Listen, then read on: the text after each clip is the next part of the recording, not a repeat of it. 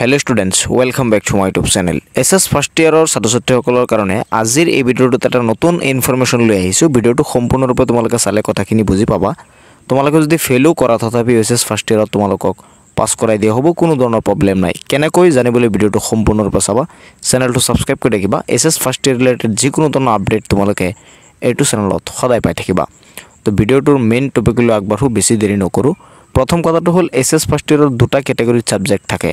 এটা হল কোৰ paper R এটা হল ইলেক্টিভ পেপাৰ। কোৰ পেপাৰত তোমালোকৰ ইংলিশ থাকিব আৰু বাকি বহুতৰে আসামিজ থাকিব, বহুতৰে এডভান্স আসামিজ থাকিব, এনেকুৱা ধৰণৰ সাবজেক্ট থাকিব। তোমালোকৰ এডমিটত উল্লেখ কৰা থাকিব। এইখিনি এডমিটত চাবা, প্ৰথমতে দিয়া থাকিব কোৰ পেপাৰ আৰু দ্বিতীয় সেকশনত দিয়া থাকিব ইলেক্টিভ পেপাৰ। তো ইলেক্টিভ পেপাৰত 4খন পেপাৰ তোমালোকৰ থাকিব। এই 4খন পেপাৰৰ পৰা যিকোনো 3খনত তোমালোকে পাস কৰিলে হ'ল। এটাত তুমি ফেইল কৰিলেও কোনো ধৰণৰ প্ৰবলেম নাই, লাগিলে তুমি 0 পোৱা কোনো প্ৰবলেম নাই। কিন্তু কোৰ পেপাৰত তোমালোকৰ প্ৰথমতে পাস কৰিব লাগিব।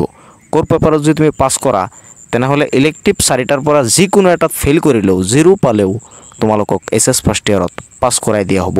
এইটো হয়তো বহুতেই নাজানে, গতিকে আজিৰ এই ভিডিঅ'টোত বনাই মই তোমালোকক কথাখিনি জনাই দিছো।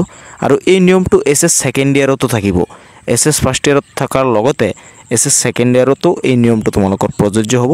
গতিকে যিসকলে নাজানিছিলা মই আশা কৰোঁ আজিৰ এই ভিডিঅ'টোৰ জৰিয়তে তোমালোকে জানিব পাৰিছা। SS ফাৰ্ষ্ট ইয়াৰৰ যি নেক্সট এক্সাম আছে সেইটো আছে একাউন্টেন্সি, ফিজিক্স আৰু পলিটিক্যাল সায়েন্স। তিনিটা স্টেমৰ তিনিটা এক্সাম আছে। এই তিনিটা পেপাৰ হ'ল তোমালোকৰ ইলেক্টিভ পেপাৰ। ইয়াত যদি তুমি ফেইলো কৰা তেনেহলে এই সাবজেক্টটো তোমাৰ 4th সাবজেক্ট হিচাপে গণ্য হ'ব। কোনো ধৰণৰ ৰিজাল্টত তোমালোকৰ ইম্পেক্ট নপৰে।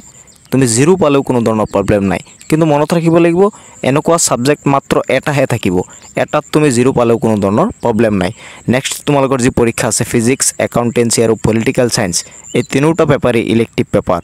তুমি যদি ফেইলো কৰা কোনো ধৰণৰ প্ৰবলেম নাই। কিন্তু কোৰ পেপাৰ যি আছে তোমালোকৰ ইংলিশ বা এডভান্স আসামিজ বা আসামিজ যি আছে সেইকেইটা হ'ল কোর পেপাৰ। সেইকেইটা তোমালোকৰ পাস কৰিব লাগিব। কোৰ পেপাৰৰ বিষয়ে জানিবলৈ হ'লে তোমালোকে এডমিট কাৰ্ডত চাবা, দিয়া থাকিব প্ৰথমতেই। সেই দুটাত তোমালোকৰ মাষ্ট বি পাস কৰিব লাগিব। আৰু বাকি যি ইলেক্টিভ সাবজেক্ট আছে সেই ইলেক্টিভ সাবজেক্টৰ 4টাৰ ভিতৰত তুমি যিকোনো এটাত ফেইল কৰিলেও তোমালোকৰ কোনো ধৰণৰ প্ৰবলেম নাই। তো এইটো আছিল তোমালোকক জনাব লগা। ভিডিঅ'টো বেছি শ্বেয়াৰ কৰি দিবা যাতে সকলোৱে চাব পাৰে। মোৰ চেনেলটো সাবস্ক্ৰাইব কৰি ৰাখিবা। এনেকুৱা ধৰণৰ ইনফৰমেটিভ ভিডিঅ' তোমালোকে এইটো চেনেলত সদায় পাবলৈ। আৰু ভিডিঅ'টো বেছি শ্বেয়াৰ কৰিবলৈ এটা ৰিকুৱেষ্ট কৰিলোঁ। লগ পাম পৰৱৰ্তী ভিডিঅ'ত। চাই থাকিবা তোমালোকৰ আপোন চেনেল টেক অফ MH।